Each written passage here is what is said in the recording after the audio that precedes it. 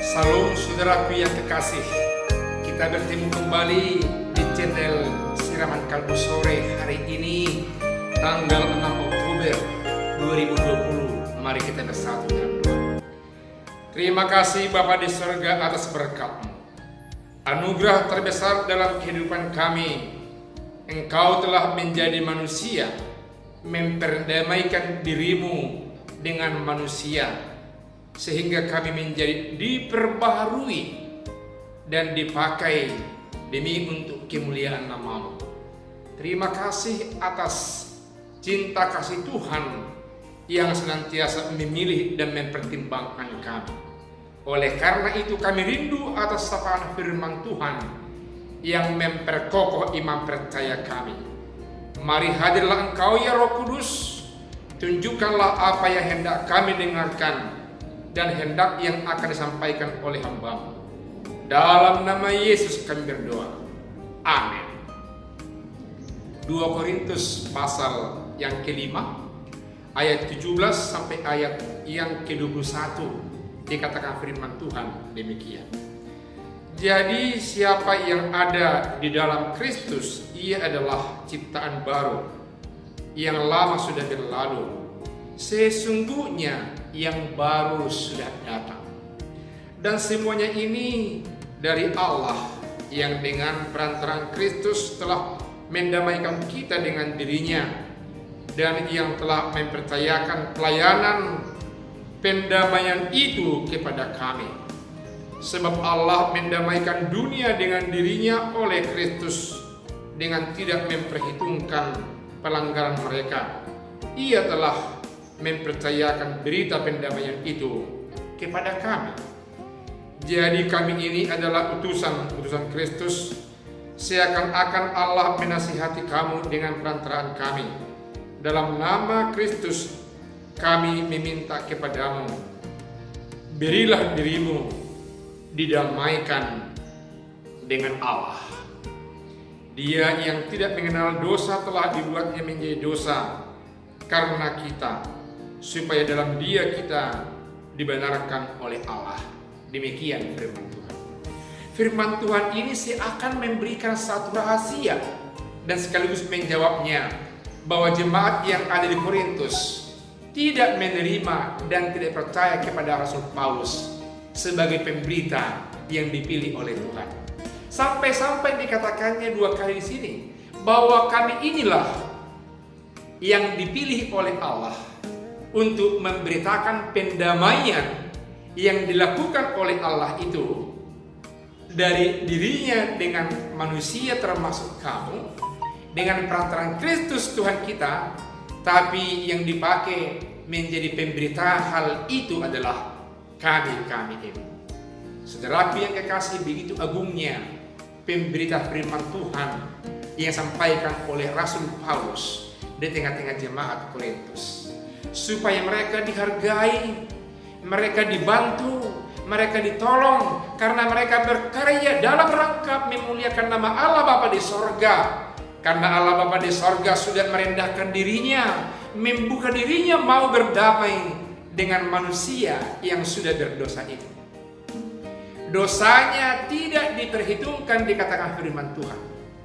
Dia menjadi manusia dalam nama Yesus, menjembatani dirinya dengan manusia yang penuh dosa itu, supaya ada perdamaian, ada sukacita, ada kehidupan yang kekal, dan sekaligus ada yang bertanggung jawab memuliakan namanya di sorga. Itulah karya terbesar yang dilakukan firman Tuhan melalui orang-orang yang Dia pilih, seperti Rasul Paulus. Itu sebabnya dikatakan oleh firman Tuhan dalam ayat yang ke-17, jadi siapa yang ada dalam Kristus, ia adalah ciptaan baru. Yang lama sudah berlalu, sesungguhnya yang baru sudah datang. Yang percaya di dalam nama Yesus sebagai pengantara perdamaian antara Allah dengan manusia, dengan kita, dengan orang Korintus itu adalah manusia yang diciptakan dalam segala sesuatu dengan baru.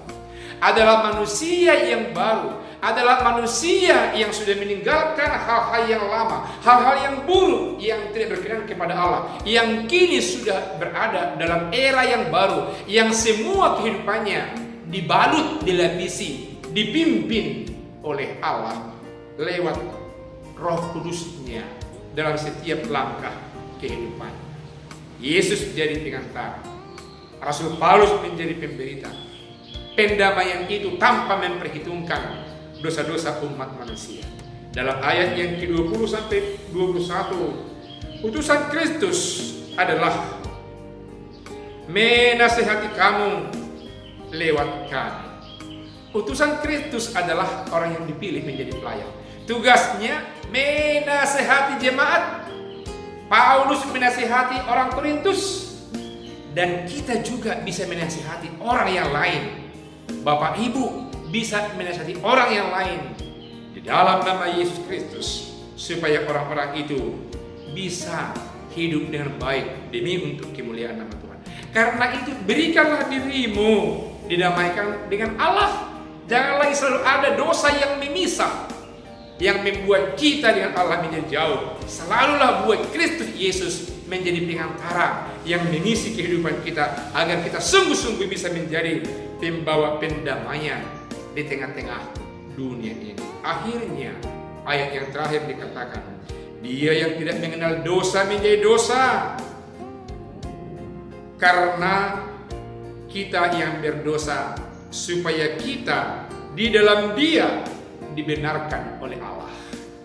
Yesus yang tidak berdosa sepertinya dihukum seolah-olah dia berdosa, supaya kita bisa dibenarkan oleh Dia yang menebus kita itu. Saudaraku yang kekasih, jikalau saudara merasa berat dunia ini, hidup ini, di pikiran, di hati, karena ada dosa, kesalahan, kelemahan, dan segala sesuatu yang bersifat duniawi yang terlampau membalut, menggeluti, menguasai hidup kita, tinggalkan itu.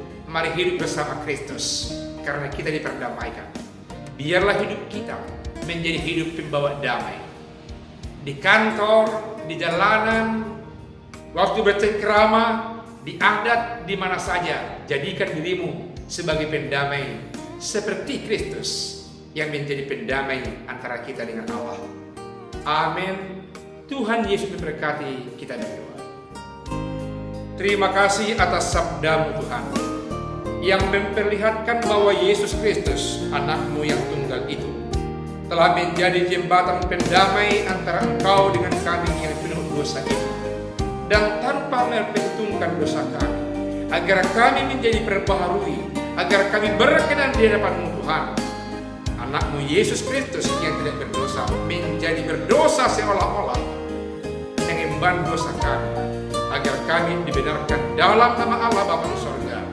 Oleh karena itu, biarlah Roh Kudus-Mu menjadi mitra kami, berkarya untuk membawa pendamaian, membawa sukacita di tengah-tengah dunia ini, agar karya penyelamatan-Mu dalam hidup kami nyata di setiap pergerakan kehidupan kami, agar kami nyata sebagai pembawa pendamaian di tengah-tengah dunia ini. Dalam nama Yesus kami telah berdoa.